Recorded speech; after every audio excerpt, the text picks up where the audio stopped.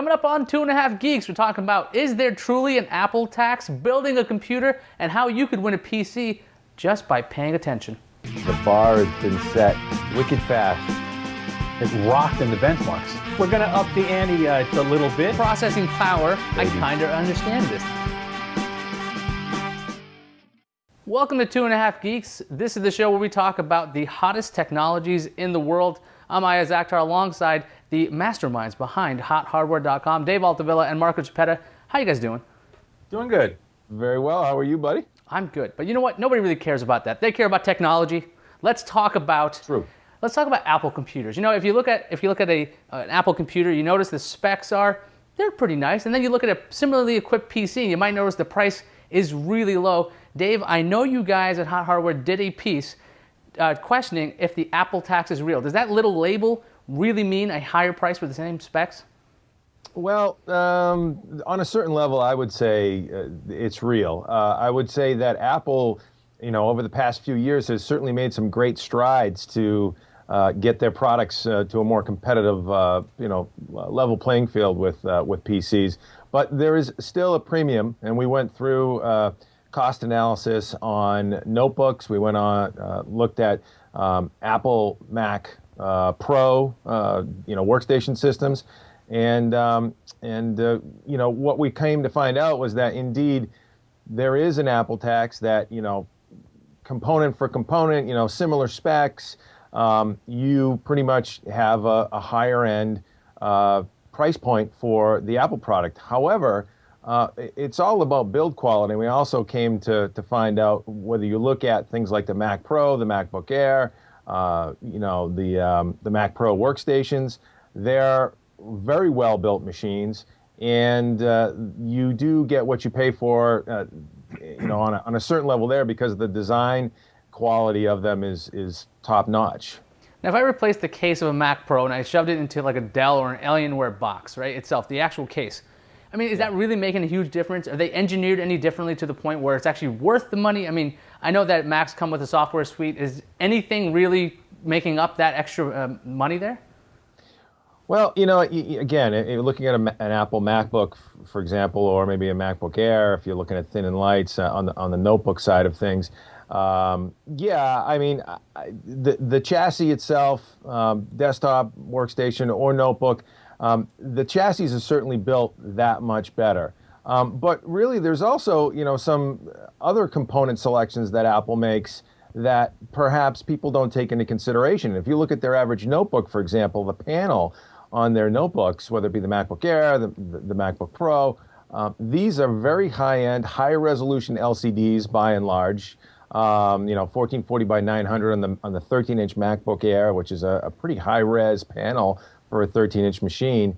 And so you do get some additional component quality.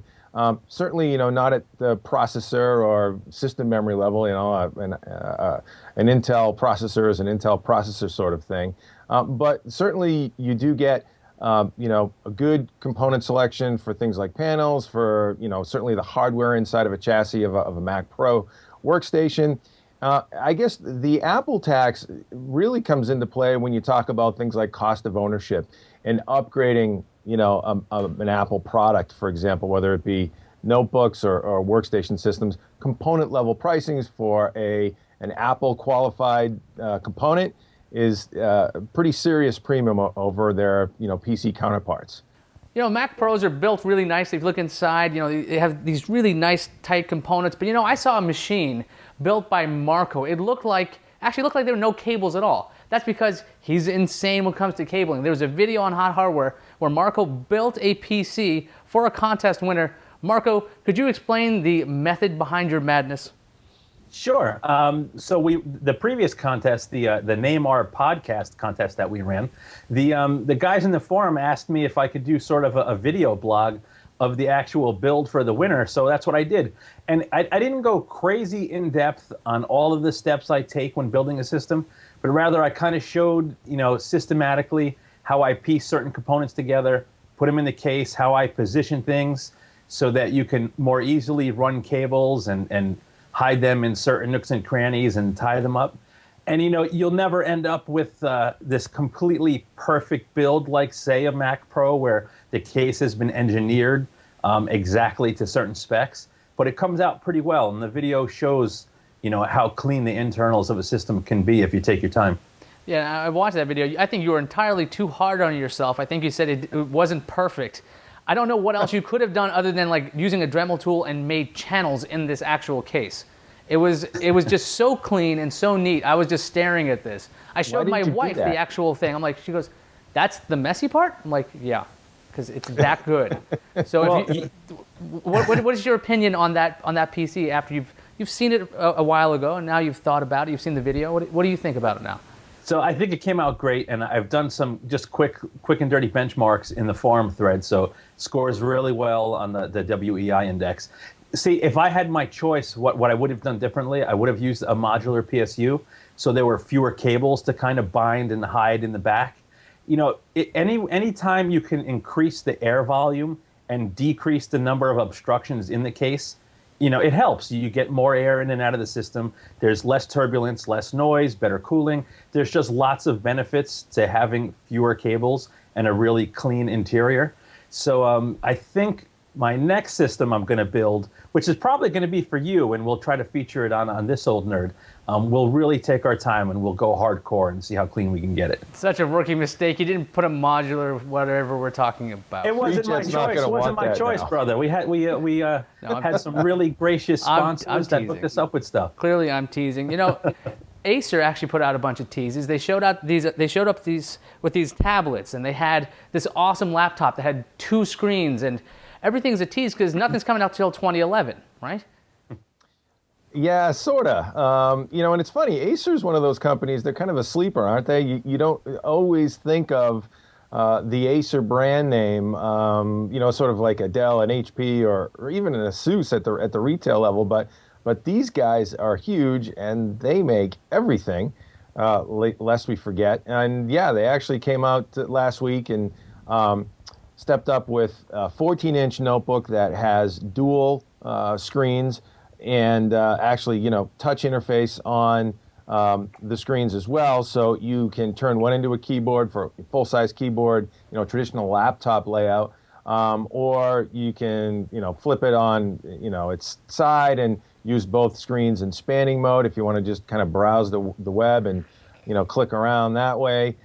It's actually a really nice, new concept for a notebook machine.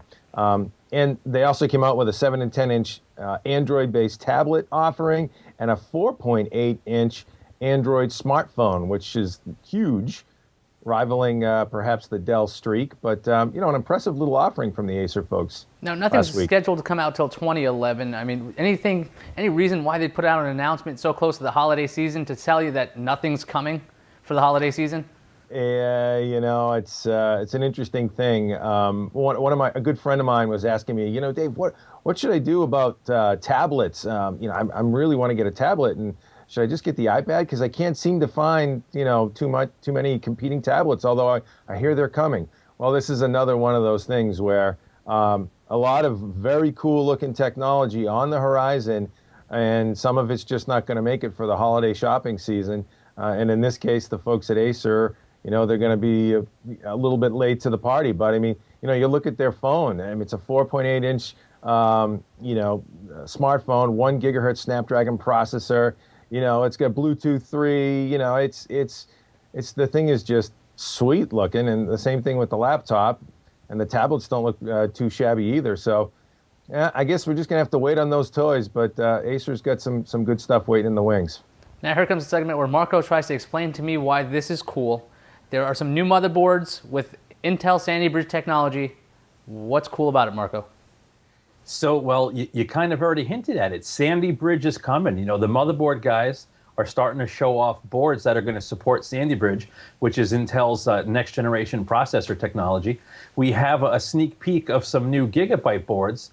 What's interesting about these particular boards, first, aesthetically, Gigabyte's been making blue motherboards for ages, and they're going to go black and gold with this new series of boards. They feature the P67 chipset, which is going to be the high-end desktop chipset for Sandy Bridge, the new 1155-pin socket. Some of the boards are going to have up to 24-phase power, USB 3, SATA 6G, so basically all cutting-edge tech to support a new generation of CPUs that surprisingly, or unsurprisingly, depending on your view of the market, Intel's going to focus on the mainstream. So you're going to see some really fast, affordable mainstream CPUs and motherboards hit when this new generations of processors arrives sometime in the next few weeks. Now, you said affordable. You have any price points yet? Because I think I noticed in the comments nobody saw a price yet. And some of these motherboards actually look pretty cool. I know one had like 10 USB 3.0 ports, which sounds insane, actually. Right. Well, we can't reveal specific pricing just yet. But if you keep in mind that the P67 is basically the successor to the P55 for the Linfield chipset, and you can see what kind of price range those boards are available in, think the early Sandy Bridge stuff is going to be right in that same range, maybe towards the upper end of that range. So that could be interesting. You know what? Maybe you're broke. Maybe you're like me. You got no money. You're like, you know what? I want to win a PC. I know these guys. They give away PCs like it's candy. Dave, you know anything about this? I spent all my money on SSDs. Look at this thing. That's an SSD. That is clearly just some kind of clown shoe. Photo Fast GM power drive. This thing has got 4 SandForce-based SSDs, an LSI RAID controller. It's stuffed all in a big metal box with a power connector in the back, and I'm having trouble making it run fast right now. So we'll have to come back to that. Okay, we're going to give that away? No, we're not. We're actually giving away a very cool gaming rig, courtesy of our friends at Digital Storm. And it's basically, our contest of the month for the holidays, holiday sweepstakes. And basically, you just got to make sure you registered at Hot Hardware. Become a fan of our Facebook page if you haven't been there, Facebook/Hot Hardware. Go to Digital Storm's Facebook fan page, which is something like Digital Storm PCs, facebook.com/Digital Storm PCs. And then just take a screenshot of a post you make on one of our fan pages and send it into contest at Digital Storm online, and you could win. So 6 or 7 easy steps if you're already a registered member, and you could win a very cool rig that Marco will explain to you now what is inside.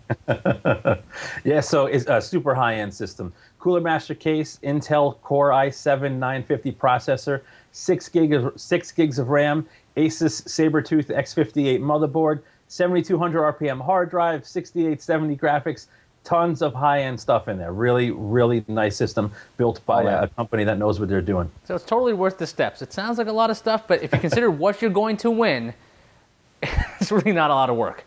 It's probably like maybe 10 minutes worth of work to win an awesome PC.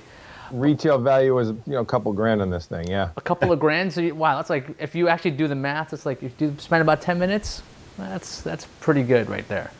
Good ROI. All right, guys. I think that pretty much wraps up this episode of 2.5 Geeks. You can find everything we talked about and more at HotHardware.com. And don't forget, Hot Hardware's all over the web. We're on Dig, Facebook, Twitter, and YouTube. And we will see everybody next week. Miss you too, Nina.